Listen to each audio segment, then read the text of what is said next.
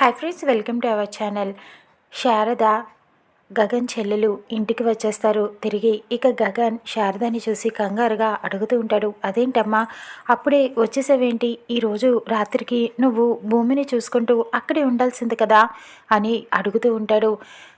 మనకంటే అవసరమైన వాళ్ళు, భూమికి కావాల్సిన వాళ్ళు అక్కడ ఉన్నారా, అందుకనే నేను వచ్చేసాను. ఆ శరశ్చంద్ర, అపూర్వ వచ్చారు భూమిని చూసుకోవటానికి, అందుకే నేను వచ్చేక తప్పలేదు అని చెబుతూ ఉంటుంది. ఇకప్పుడు గగన్ మాట్లాడుతూ ఉంటాడు, భూమికి మనం అవసరమైన వాళ్ళం కాకపోవచ్చు, కానీ మనకి భూమి చాలా అవసరం కదమ్మా. భూమి చాలా కావలసినది మనకి, అందుకని భూమిని దగ్గరుండి చూసుకోవాల్సిన బాధ్యత మనదే కదమ్మా. నా ప్రాణాలు కాపాడింది, నేను బ్రతుకున్నాను అంటే కారణం దానికి భూమి.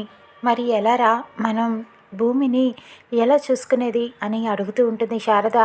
ఇక గగన్ అంటాడు, మనం భూమిని డిశ్చార్జ్ అయిన తర్వాత మన ఇంటికి తీసుకువచ్చి చాలా జాగ్రత్తగా చూసుకుందామమ్మా అని చెబుతూ ఉంటాడు. ఆ శరశ్చంద్ర ఒప్పుకుంటాడారా భూమిని మన ఇంటికి తీసుకురావాల్సింది అని అంటే అని శారద అడుగుతూ ఉంటుంది.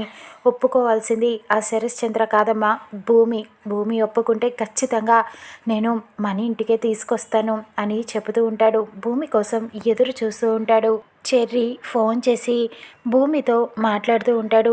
ఇక భూమికి ఫోన్ పట్టుకోలేకపోవటంతో అపూర్వని చెవి దగ్గర ఫోన్ పెట్టి వినిపిస్తూ ఉంటుంది. ఇక చెర్రీ అంటాడు, భూమి నీకోసం ఇక్కడ మీ నాన్న రూమ్ అంతా డెకరేట్ చేస్తున్నాడు, నీకోసం చాలా ఏర్పాట్లు చేస్తున్నాడు అని ఆనందంగా చెబుతూ ఉంటాడు.